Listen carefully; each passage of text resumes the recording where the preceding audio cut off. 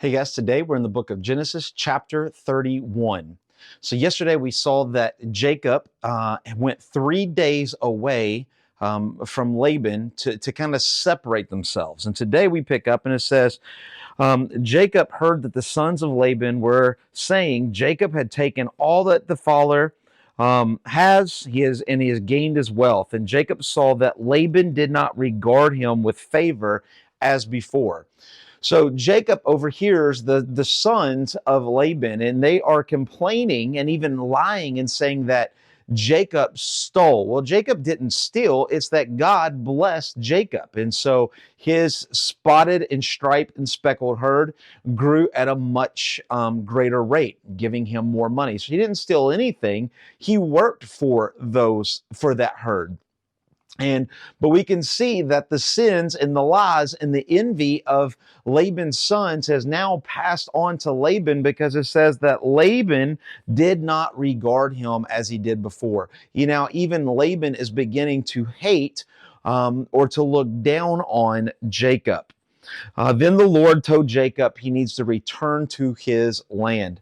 Now, if you remember yesterday in chapter 30, he wanted to leave, right? God had placed in his heart that, hey, it's time to get out of here. I want to go back to the promised land, but Laban wouldn't let him. But now God says, now it's time to go. The things that we want, sometimes God doesn't tell us no. He just says, wait, right? And so he wanted to go, but God didn't let him go. Laban made him stay close for a couple more years. And years later, God says, okay, now you can go. Sometimes that happens to us as well. So Jacob called Rachel and Leah, his two wives, and he told them what's going on. He even says, but the God of my father has been with me, and you know that I have served your father Laban well. And so he's even telling his wives, you know that your father has not been treating me or us very well. And so, um, mm, then he said, verse 8, the spotted shall be your wages. Verse 9, thus God has taken away the livestock of your father and has given them to me. In the breeding season of the flock, I lifted up my eyes and I saw a dream. Notice that, a dream that the goats that mated with the flock were striped, spotted, and mottled. So we see here what we learned in Genesis chapter 30, that he would take these spotted goats and he would put these white sticks into the trough that caused him to go. Now we find out in chapter 31, it was a vision of God, right? So God had told him what to do, and by faith, Jacob does it. And so because of his faith, God blessed him in that. And in this dream, he continues on in verse 13, he says that this angel says, I am the God of Bethel. Notice that, God of Bethel, where you anointed a pillar and made a vow with me. Now arise and go out from this land. This angel called himself the God of Bethel. So once again, this is a pre-incarnate Jesus Christ. This is God standing before him. But notice what he says. He calls himself the God of Bethel. If you remember back in chapter 28, Jacob goes and he builds a pillar and he makes a covenant with God, and he called that place Bethel. Now here, God is bringing back that resemblance, and he's saying, I am the God of Bethel. I am the God that you made the promise to, and now I will keep my end of the bargain. So arise and go out from the land. His wives say, well, our dad doesn't love us. He's devoured all of our money. He has no inheritance for us. And so his wives say, whatever God has said, do. His wives supported what God has told him to do. So Jacob rose and set his sons and his wives on camels, which means that they had a fast getaway. They were getting away from Laban pretty quick. But notice verse 19, and Laban had gone out to shear his sheep, and Rachel stole her father's household gods or idols. Now, we don't know why she did this. There's a lot of conversation in the Jewish faith why she did this. She could have done this because she wanted the gold. She didn't have inheritance. She was going to take the golden idols as an inheritance. Jewish Tradition tells us she took them so that her father would not worship idols. She could have done this to worship idols. We have no idea why she did this, but what we do know is that her taking this was a sin and will cause even greater sin. So probably the reason she took this was not for a good reason. Um, and so, verse 20, Jacob tricked Laban and not telling him that he intended to flee, and he fled, and he goes to the hill country of Gilead. This is the eastern part of the Jordan River. This is a dangerous part of country because this is what we would call is Esau country. This is the country in which his brother ranch, right? Jacob and Esau, they parted. Jacob had Israel, Esau had Edom, the right side, what we would call today the modern day Jordan. And so he is in the hill country of Gilead. And on the third day, Laban finds out that Jacob has left. And now he starts to pursue after Jacob and his family. And so he goes, but we see in verse 24, God came to Laban in a dream at night and said, be careful, do not say anything good or anything bad. So we know that it was Laban's intention to do harm to Jacob, right? But God comes to him in a dream and says, be careful, don't do anything. Do nothing that is good or nothing that is bad. But eventually, Laban overtook Jacob. He probably had less, right? You have Jacob who's traveling with the herds, with a bunch of kids, with a bunch of wives. And so Laban catches up with him in the hill country of Gilead, which is very close to the promised land. He was almost in the promised land. But notice what Laban said. He says, what have you done that you have tricked me and driven away my daughters like captives? The first thing that Laban does is try to shame Jacob. What have you done? You've tricked me. You haven't told me the truth. The second thing he does in verse 29, he says, it is in my power to do you harm. He said, I could kill you for this. So the shame didn't work, and now he threatens. Laban is threatening Jacob. He said, but the God of your father spoke to me last night in a dream, and he said, be careful not to say either good and bad. He says, but now you have gone away because you long greatly for your father's house. But why did you steal my idols? Why did you steal my gods? Now, it's funny, in my Bible, I underline that because that's just an iconic statement.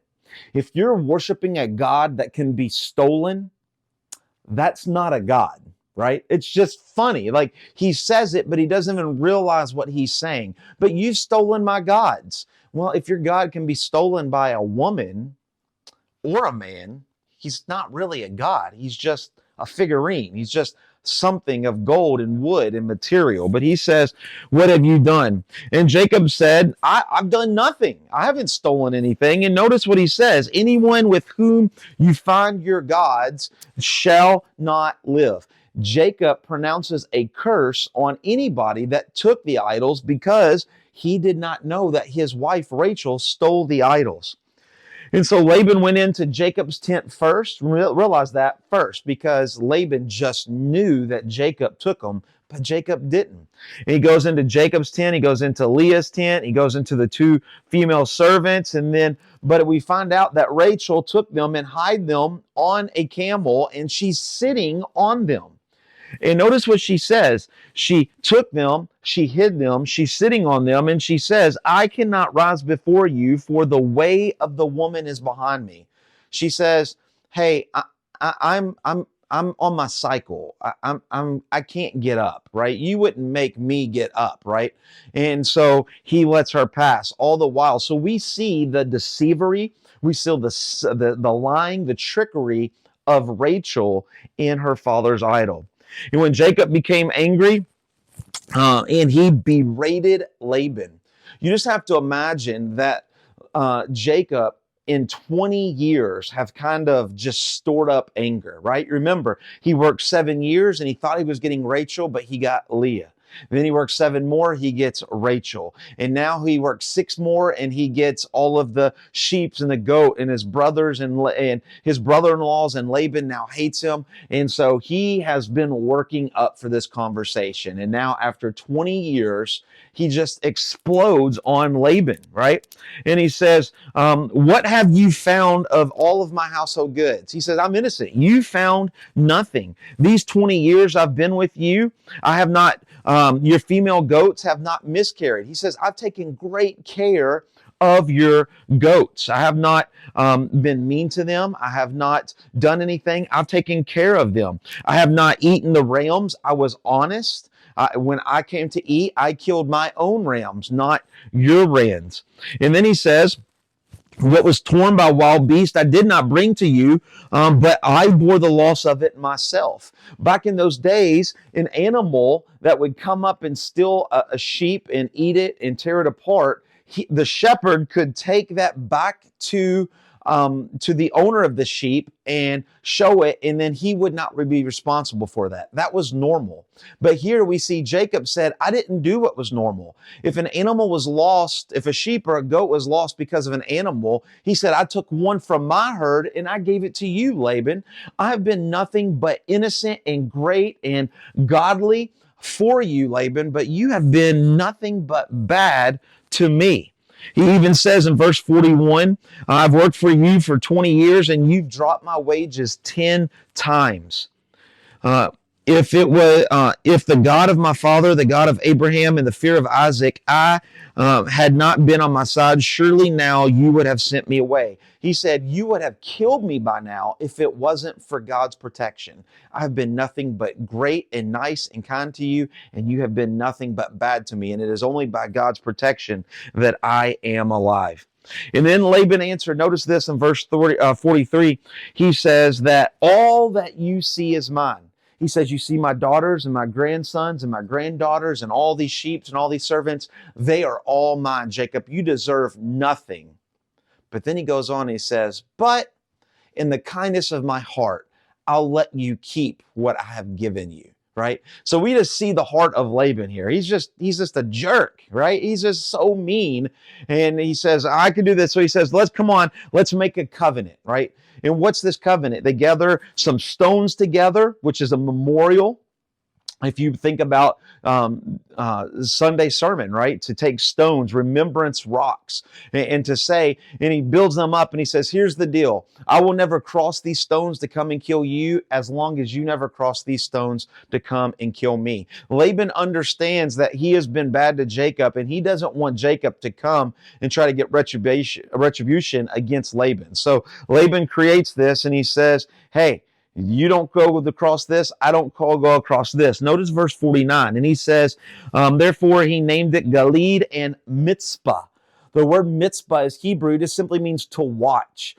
And he said, even though when we're apart, God is watching you and he's watching me. If you try to do me harm, even when we're apart, God will know. And if I'm trying to do you harm when we're apart, God will know. And so do not pass. I will not pass. And notice the very last line, and Laban departed and returned from home. This is the last line of the Bible that we see Laban. We will never hear from him again.